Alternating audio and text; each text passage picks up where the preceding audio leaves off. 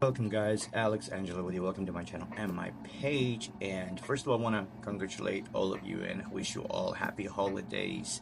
Finally, we have made the 2024 almost through. And less than a week, of course, maybe in a week actually itself, we are going to be celebrating the new year, and we're going to be open for the beautiful opportunities of the great 2025. And I hope that this upcoming year is going to be very fertile. This upcoming year is going to be very lucky and very successful for all of the zodiac signs across the astrology. So actually I've decided now to come up with a new mini short videos for you guys that I'm going to be making, and these videos will actually have a more of a teaching aspects on you. So I've decided that a lot of people were messaging me on Instagram, on TikTok about how do I interpret the tarot cards and how do I use the tarot cards in my sessions. So today I've decided that I'm going to start giving you a little bit of background information about the tarot cards, how they can be used, and what is the benefit of tarot cards in our daily life, or in general in any kind of a life situation. And I'm going to start giving you a mini courses of the tarot cards on YouTube, and also you can watch the same videos on my other platforms as well. So let's start with a little bit of a history and background of the history of tarot cards. Well, the tarot cards have been the center of an attention for many years, and even like before it's become, or it's turned into a trend nowadays.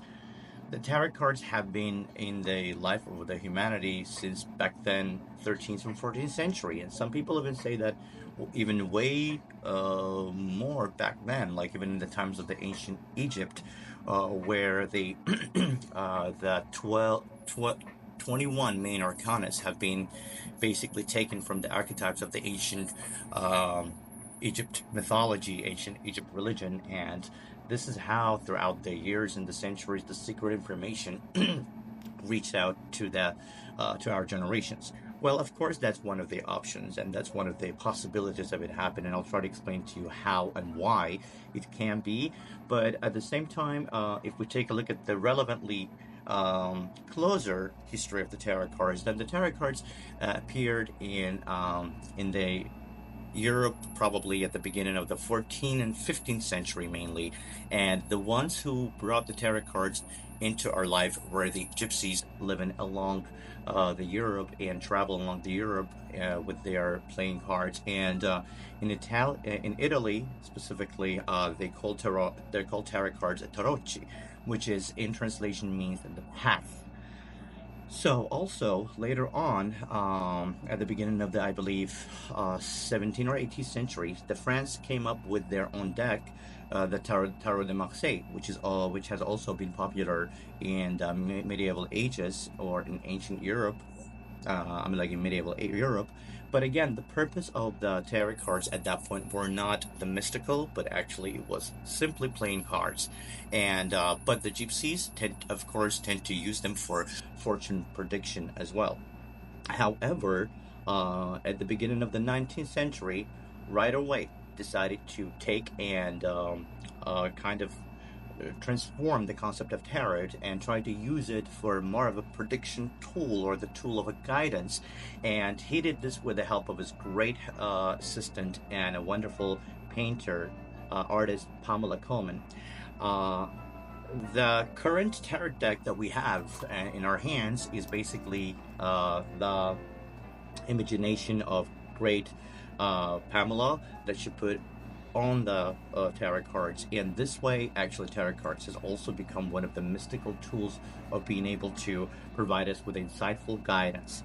However, basically, Rider-Waite at this point was also very fascinated with the abilities of a tarot card, but he was also analyzing tarot card not only as a predictive tool, considering that Rider-Waite himself was actually an esoteric, and he was also a philosopher, but at the same time, he decided to be able to understand the archetypes of the tarot cards through the human's behavioral pattern, which is very similar to the Carl Jung and how he decided to use tarot cards in his practices, believing that the tarot cards, and specifically the major arcanas, 21 major arcanas, beginning with the 0 arcana of the Fool and ending up with the last 22nd or 21st arcana, the World, which is the completion and the ending. Carl Jung suggested that actually those 22 major arcanas does represent the human cycle, the birth and the death. And of course, all the very important and necessary spiritual experiences and the lessons that the human should go throughout their life in order to be able to come to this completion point where the transformation eventually happens.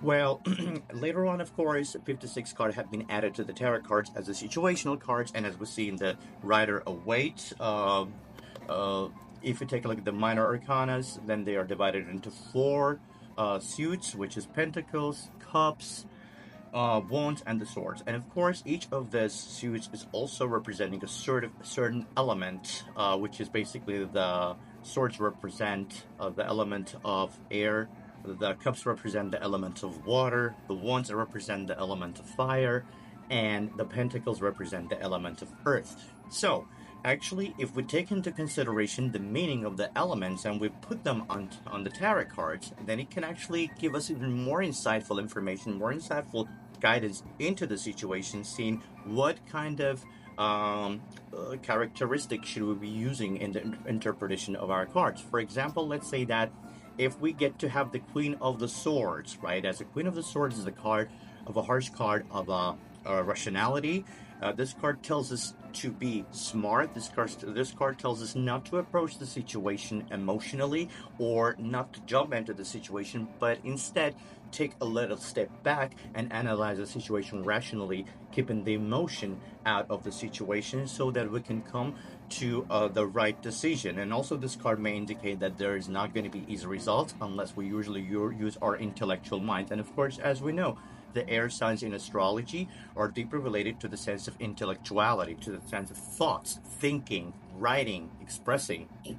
So that was just one of the little examples. Again, we're going to get there later on alongside the classes that I'm going to be giving here. The mini interpretation of each card, beginning with the major arcanas and ending up with the minor arcanas. It's not going to be longer than probably 3-4 minutes of a video for you, just to give you a little bit of a, let's say that brief concept of each card and how this card can be interpreted and what would mean this card in different readings as well. So at the end of the day, again, I'm going to start with the major arcanas, 22 major arcanas, which is representation of the cycle of life.